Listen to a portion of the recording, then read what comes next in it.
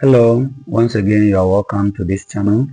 We are still on the journey of trying to understand deeply or trying to interpret the Nan's priest tale. Today, we'll be discussing some themes that are present or that are being used by the poet.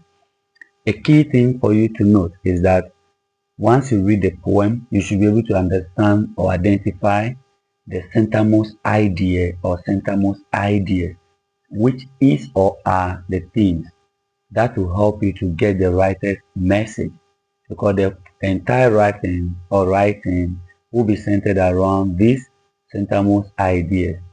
Now, the first theme for our lesson today is pride and vanity. Pride is seen in a character like Chanticleer, who believes so much in his beauty and inner voice. So, using beauty to describe a male character literally tells you that we are not looking at facial appearance. Facially, we say that women are beautiful and men are handsome.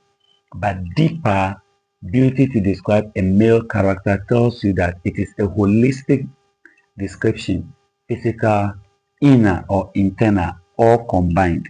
And he believed so much in this beauty that he was carried away when the fox started praising him, and that nearly led to his death. I'm using nearly because, as you are already aware, he escaped along the line.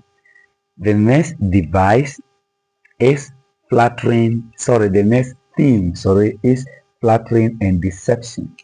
To flatter someone means to praise the person, to make the person feel so good about himself or herself, to get into the person's head, to make the person happy or excited about his or her qualities.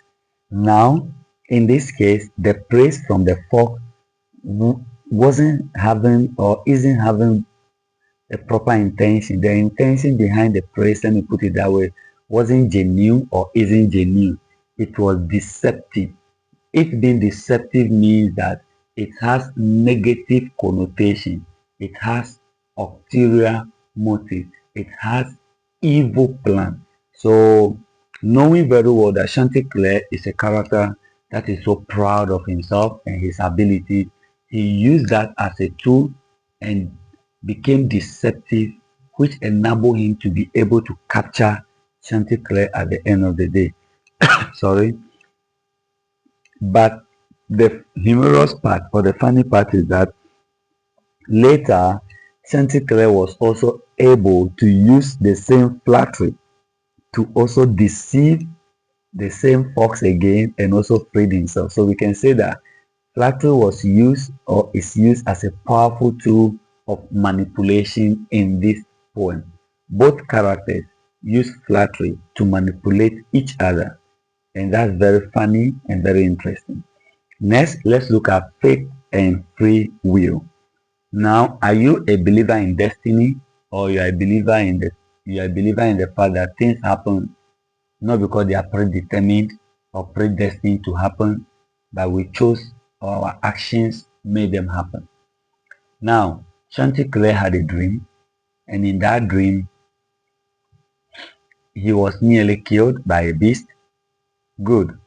After discussing the dream with his wife actually told him that she doesn't believe that it is a fate or it predetermines something that is bound to happen. He believes that either Chanticleer had a lot to drink or isn't feeling too well. Now, Chanticleer also saw that as a warning. He saw it as warning that this is what is supposed to happen to him. So I have two questions. Question number one, was the event that the near-death experience of Chanticleer his destiny? Was it destined to happen? If your answer is yes, then you believe that or you believe in faith. But if your answer is no, then you believe in free will. Now, did Chanticleer's own foolish decision cause his near death? If you say yes again, you believe that it is free will. If you say no, then you believe that it's destiny. But whatever place you believe in or whatever stand you take, just know that the faith explores whether life is controlled by destiny or personal choices.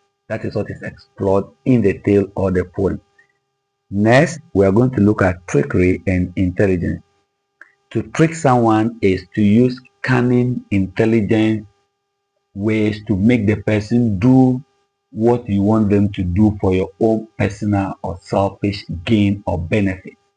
So in this case, both Chanticleer and the fox outsmarted each other or outsmart each other by tricking themselves.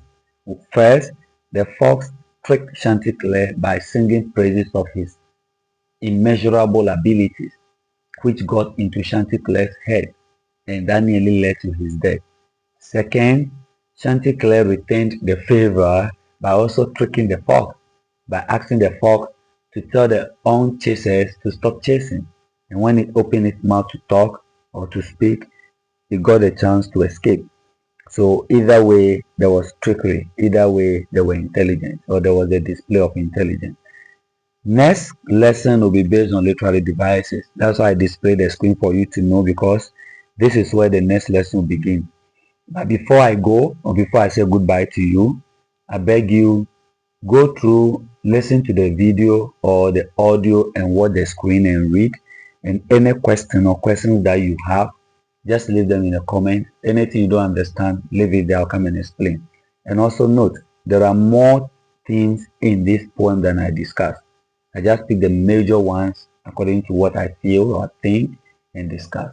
If you go through yourself and have anything you don't understand, leave it in the comments. I'll explain to you. Have a nice day. Bye bye.